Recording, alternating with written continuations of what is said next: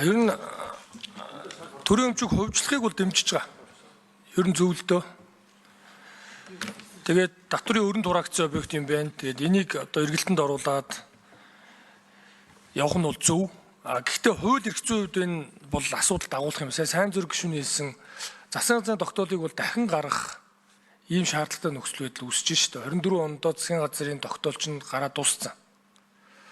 Улсын хурлын тогтоолоор болохоор ерөнхий ийм залт өгсөн. Жагсаалт гаргаж тэ. Гэхдээ эн чинь зөвхөн Дархан аймаг руу хөдөөж хуяам шилжсэнтэй холбоотой гээгүй шүү дээ. Ер нь одоо энэ төвлөрлийг сааруулах бодлогын хүрээнд, шилжин суурьшны хүрээнд ямар жагсаалт орох юм бэ гэд.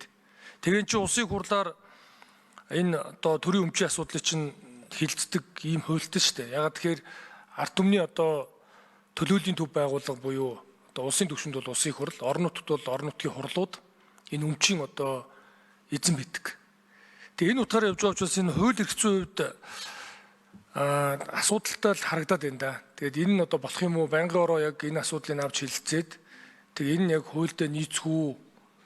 Тэгээ энэ дээр одоо манай их хурлын тамгын газрын хууль эрх зүйн газраас ер нь одоо ямар дүгнэлт өгч байгаа юм бол. Тэгээ ингэж явахгүй бол нэг байнгын ороогоор орж танилцуулсан нэртэй тэгээ дараа нь ингээ асуудал гарчихъя. Хууль эрх зүйн хувьд ингээ дараа нь хуулийн байгууллагад энэ асуудал чинь одоо шалгагдах.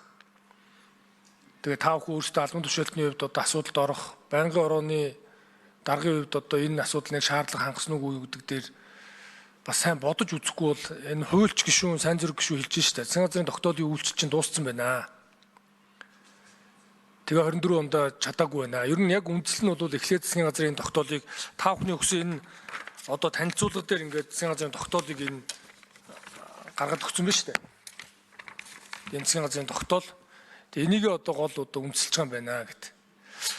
Тэгээд ийм нэг эдрээтэй юм гарцсан байгаа учраас энийг яг хууль эрх зүйн хувьд бол маш сайн тодорхой болохгүй бол энд бас асуудал орох үе. Энэ дээр бас одоо холбогдох их хурлын одоо байнгын орооны одоо хууль эрх зүйн талаас нь та их хурлын тамгын газрын хууль эрх зүйн талаас нь тэгээ та бүхэн бас ингээ хариултаа өгөөч. Тэгээ энэ дээр ихтгэл үнэлттэй болёо л гэж.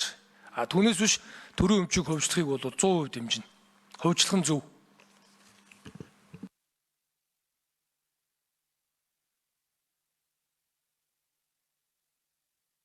Хоёр номер. За засгийн газрын тогтоол 10 сарын 30-нд гарсан. За тэгээд бид зохион байгуулалтыг хангахад энэ дуулууртай зохион байгуулах журам холбогд хууль тогтоомжоор бол чинь зарлахад 30 хоног зарлах гэдэг ингээд зохион байгуулалтыг үнэлгээ хийх хэднэр гэдэг ингээд асуудлууд байгаа учраас тухайн ондоо бол цаг хугацааны хувьд багтахааргүй яг л ийм шахуу төлгөө байсан. За бид энэ зохион байгуулалтыг хангаад эхнээс нь үе шаттай явж ирсэн. За их хурлын 52 дугаар тогтоол 12 сарын 12-нд гараад хэрэгжилт нь 1 сарын 1-ээс хэрэгжиж эхэлсэн учраас хууль эрх зүйн хувьд ийм одоо цаг хугацааны хайчинд бид үндсэндээ орсон. Тэгээд өнөөдөр бол одоо байнгын орон танилцуулаад дахиад засгийн газарт тодорхой үүрэг даалгавар өгдөөд тэгээд эхнээсээ бид засгийн газрын тогтоолын хэрэгжилтийг хангах хүрээнд дахиад ажиллах ийм одоо эрх зүйн хуулийн болцоотой гэж харж байна.